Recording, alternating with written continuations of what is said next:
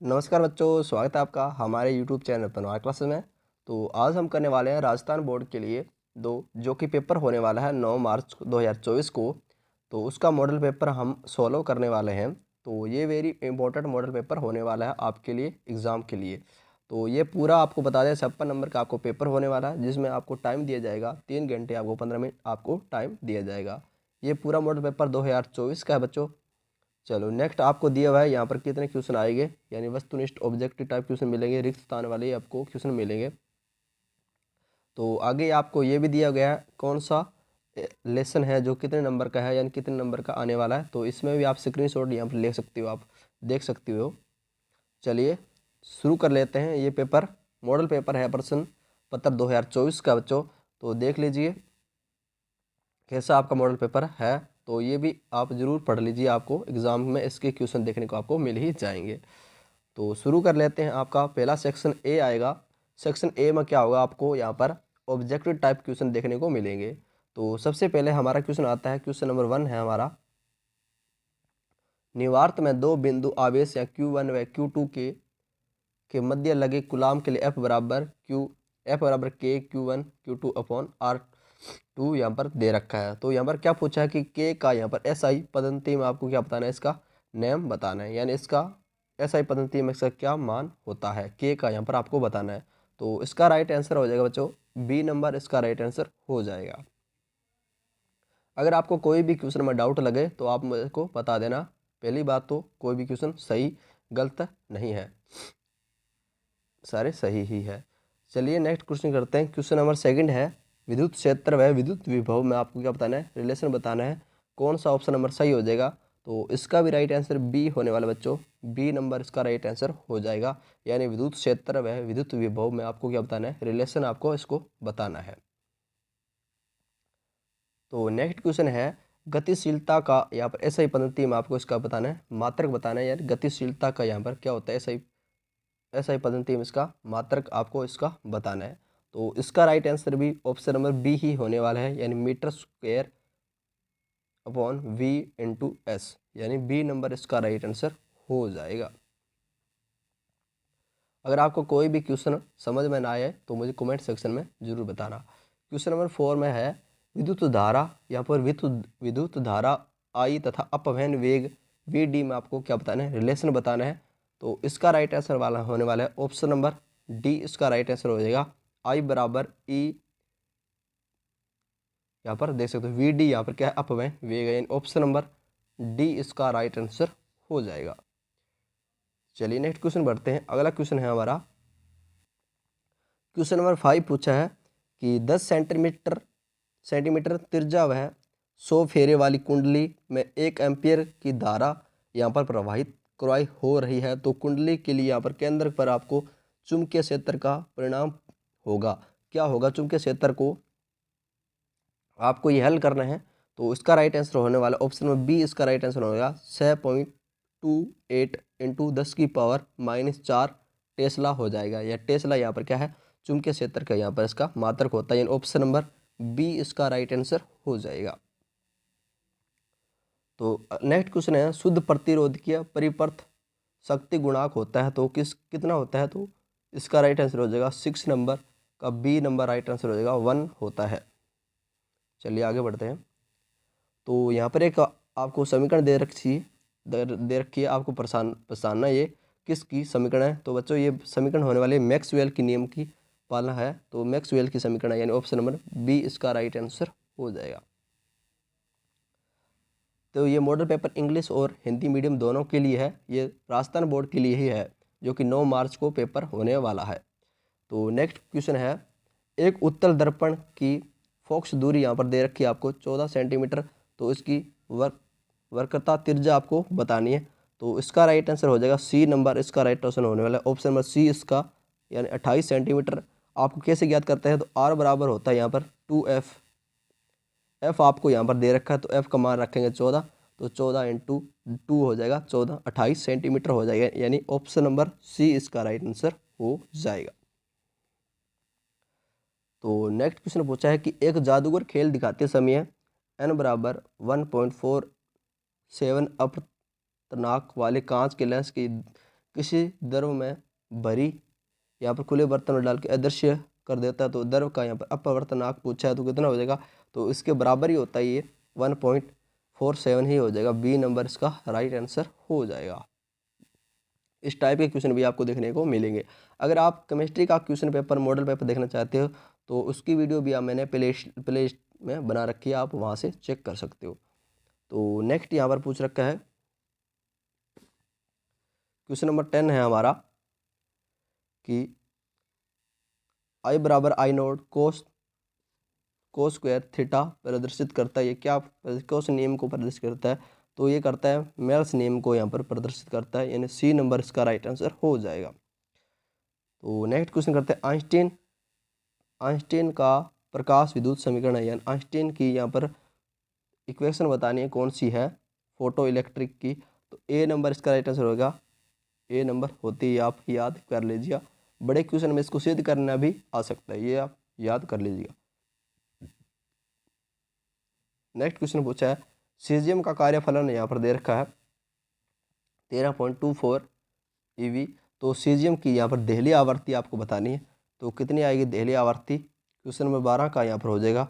D number right answer होगा। 3 into आपको इसको हल कर सकते हो, तो 3.2 इसका आएगा 3.2 इंटू 10 की पावर -15 आ जाएगा, हज़ार में आ जाएगा।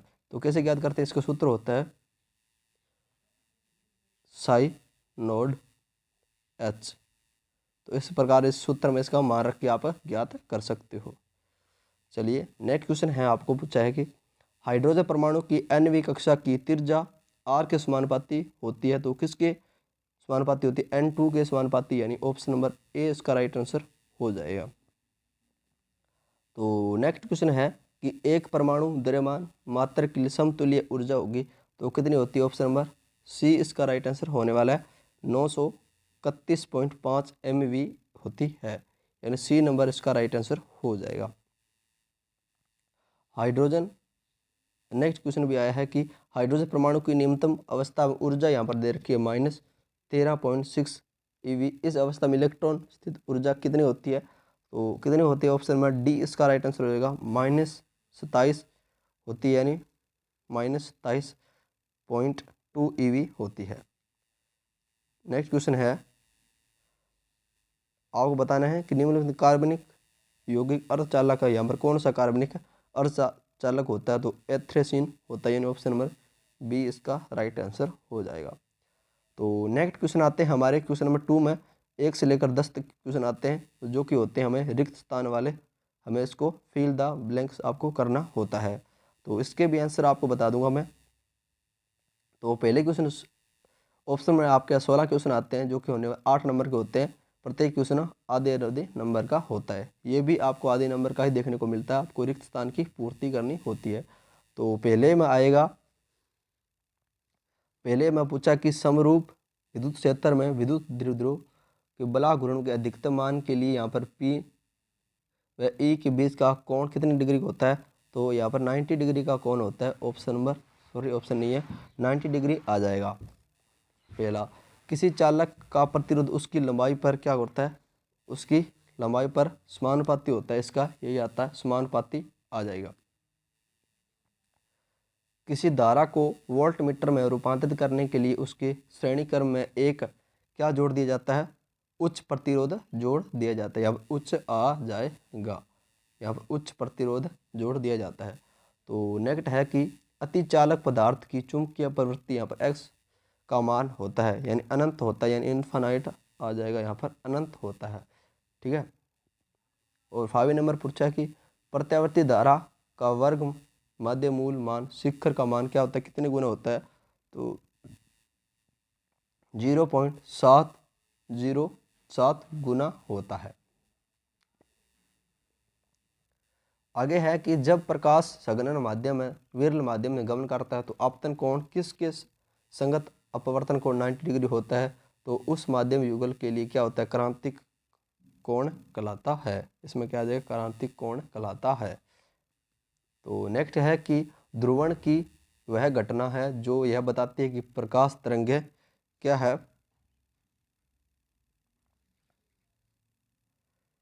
तो इसका राइट आंसर, इसका थोड़ा सा डाउट में है बच्चों। तो नेक्स्ट है कि दहली आवर्ती पर निरोधी विभव का अनंत का मान होता है। दहली आवर्ती का लिए कौन सा होता है? तो ये भी क्वेश्चन, नाभिक की खोज नेक्स्ट है कि नाभिक, ये आप बुक में देख के बता सकते हो, ठीक है ना, बुक में आपको देख लेना, एनसीईआरटी बुक में इसका मिल जाएगा। नाभिक की खोज किसने की थी? तो इसका राइट आंसर हो जाएगा रदरफोर्ड ने की थी, 1911 में की थी, रदरफोर्ड ने की थी। नेक्स्ट है कि परम शून्य ताप पर नेज अर्धचालकों का चालकता का मान क्या होता है? यहाँ पर शून्य होता है, यानी यहाँ पर क्या आ जाएगा? शून्य होता है। तो इस प्रकार मैंने यहाँ पर रिक्त स्थान वाले भी क्वेश्चन के आंसर बता दिए हैं। तो नेक्स्ट आते हैं, आपको एक एक नंबर क्वेश्चन आने स्टार्ट हो जाते हैं, जो कि आपको एक एक नंबर के क्वेश्चन के आंसर देने होते हैं। तो पहला यहाँ पर है, किसी एकल घनावेश के लिए आपको यहाँ पर क्यू इंटरवल के लिए समविभव पृष्ठ का मान बताना है। तो कैसा बनेगा इसके लिए? तो ये आपको पढ़ा हुआ, यानी बीच में प्लस रहेगा और इस प्रकार ये बनने वाला है। तो इस प्रकार ये बनने वाला है, इस प्रकार का आपको एक डायग्राम बनाना है, यहाँ पर आवेश क्यू आ जाएगा, ठीक है। चलिए नेक्स्ट है कि अर्धचालकों लिए प्रतिरोधक व ताप के लिए यहाँ बीच में आपको क्या बनाना है? ग्राफ बनाना है। कोई कौन सा ग्राफ बनता है? तो इसके लिए ग्राफ बनता है जो यहाँ पर आएगा और टेम्परेचर यहाँ पर आएगा, उसके बीच में ग्राफ कैसे बनेगा? ऐसा इसमें ग्राफ आपको देखने को मिल जाएंगे। ये आपको ग्राफ इसमें बनाना है। चुंबकीय लिए गाउस का नियम आपको याद कर लेना बच्चों, एक नंबर में क्वेश्चन आपको देखने मिल जाएगा। लेंज नियम के द्वारा किस संरक्षण नियम का पालन किया जाता है? तो इसके लिए क्या किया जाता है? ऊर्जा संरक्षण नियम का पालन किया जाता है, यानी इसका राइट आंसर हो जाएगा ऊर्जा संरक्षण नियम का पालन किया जाता है। तो नेक्स्ट 5 नंबर क्वेश्चन है, प्रकाश तरंगों के सपोषी व विन्यासी व्यक्तिकरण के लिए आवश्यक शर्तें पथाधर रूप में लिखिए। ये भी आप एनसीईआरटी बुक में देख के इसका आंसर दे सकते हो। नेक्स्ट भी आपको परिभाषा दे रखी है, परिभाषा पूछी है, विद्युत प्रकाश विद्युत विभव प्रभाव को यहाँ पर परिभाषित आपको करना है, इसके एक नंबर में आंसर देना है। ताप नाभिकीय संलयन अभिक्रिया के लिए 2 शर्तें, तो ताप नाभिकीय लिए रिएक्शन के लिए क्या क्या 2 सी? तो इसमें क्या पहला होना चाहिए, उच्च इसमें ताप होना चाहिए, उच्च टेम्परेचर होना चाहिए, और हाई इसमें प्रेशर होना चाहिए। उच्च ताप और उच्च दाब, इसका 2 शर्तें हो जाएगी। तो नीचे भी एक यहाँ पर गाइनर मार्सन का परिकरण प्रयोग दे रखा है, तो इसमें आपको बताना है डायग्राम को देखकर किस आरेख में बी और थीटा का किन का निरूपण करते हैं। तो इसका राइट आंसर भी आपको बुक में देखने को मिल ही जाएगा। तो आगे आने शुरू हो जाते हैं बच्चों, सेक्शन बी आ जाता है। सेक्शन बी में आपको क्वेश्चन देखने को आप वेरी इंपॉर्टेंट लगा लीजिए, तो इसका आंसर आप अपने बुक से याद कर लीजिएगा। तो एक पहला क्वेश्चन है कि 4 नंबर क्वेश्चन है कि एक समांतर प्लेट में संघनात्र के प्रत्येक चालक प्लेट का क्षेत्रफल a है तथा इनके बीच का पृथक्करण d है। तो इसकी धारिता का सूत्र यहाँ पर आपको व्युत्पन्न करना है, तो आप याद कर लेना। क्वेश्चन नंबर 5 भी आप देख सकते हो, पढ़ के आपको इसको याद कर लेना है, शायद ये न्यूमेरिकल में क्वेश्चन पूछा गया है। तो चुंबकीय क्षेत्र रेखाएं खींचिए, जो चुंबकीय क्षेत्र की रेखाएं इसके मध्य आपको खींचनी है, आपको दे रखा है। तो ये भी वेरी इंपॉर्टेंट है, पूरा पेपर एक बार पेपर से पहले जरूर पढ़ लीजिए, आपको इनमें से क्वेश्चन देखने को मिल ही जाएंगे। क्वेश्चन नंबर 7 और 8 भी आप देख सकते हो किस प्रकार पूछे गए हैं। क्वेश्चन नंबर 9 पूछ रखा है कि चुंबकीय तरंगों के नाम लिखने हैं आपको।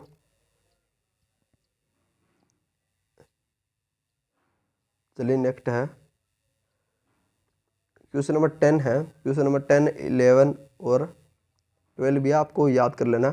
हाइगेंस के लिए तरंग सिद्धांत में वेरी इंपॉर्टेंट होने वाला है ये भी क्वेश्चन। स्केल का नियम व्युत्पन्न कीजिए, विवर्तन को परिभाषित कीजिए, तो विवर्तन के लिए यहाँ पर आवश्यक शर्तें लिखिए। ये भी क्वेश्चन वेरी इंपॉर्टेंट होने वाला है बच्चों। चलिए नेक्स्ट है क्वेश्चन नंबर 13। क्वेश्चन नंबर 13 और 14 भी याद कर लीजिए, ये भी वेरी इंपॉर्टेंट क्वेश्चन है बच्चों, स्टार लगा लीजिए।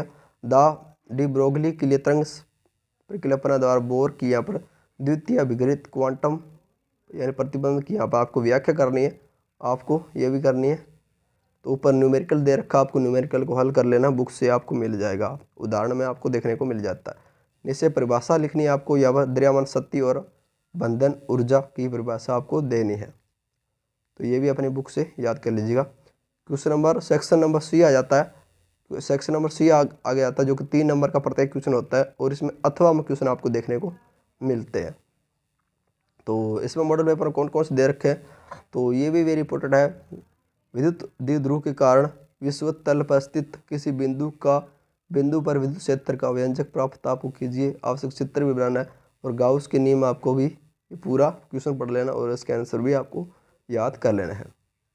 तो ये प्रत्येक क्वेश्चन 3 नंबर का होगा और ये अथवा क्वेश्चन आपको देखने को मिल जाएंगे। अच्छी तरह से आपको इसको याद कर लेना है और आप पेपर में लिख देना है। चलिए 18 नंबर क्वेश्चन भी आप देख लीजिए। पीएन संधि में आया डायोड में आया, तो इस प्रकार वेरी इंपॉर्टेंट क्वेश्चन है। तो सेक्शन नंबर डी आता है अगर, जो कि बड़ा क्वेश्चन आते हैं, इसमें 4 नंबर के क्वेश्चन होते हैं। तो सेक्शन नंबर डी में भी देख लीजिए, आपको वेरी इंपॉर्टेंट क्वेश्चन देखने को मिल जाएंगे। इस प्रकार आप एक बार इसको पढ़ के एक बार जरूर पढ़ लीजिएगा। इसका क्वेश्चन नंबर 20 है। क्वेश्चन नंबर 20 आपको मिलेगा, ये भी आपको लेंस के लिए आया है, यानी ऑप्टिक्स में से आया है। ऑप्टिक्स में आपको वेरी इंपॉर्टेंट क्वेश्चन आपको दे रखा है, तो इसका आंसर भी आपको अपनी बुक से याद कर लेना बच्चों। आई होप कि आपका पेपर बहुत अच्छा जाए फिजिक्स का। मिलते हैं नई वीडियो में, तब तक टेक केयर, ख्याल रखिए अपना। अगर आप केमिस्ट्री का पेपर देखना चाहते हैं तो मेरे प्ले लिस्ट में आपको केमिस्ट्री का मॉडल पेपर 2024 का सोलो कर रखा है। ठीक है, आगे हम करेंगे कि बायोलॉजी का पेपर है, जो कि हम आगे सोलो करने वाले हैं। थैंक यू बच्चों।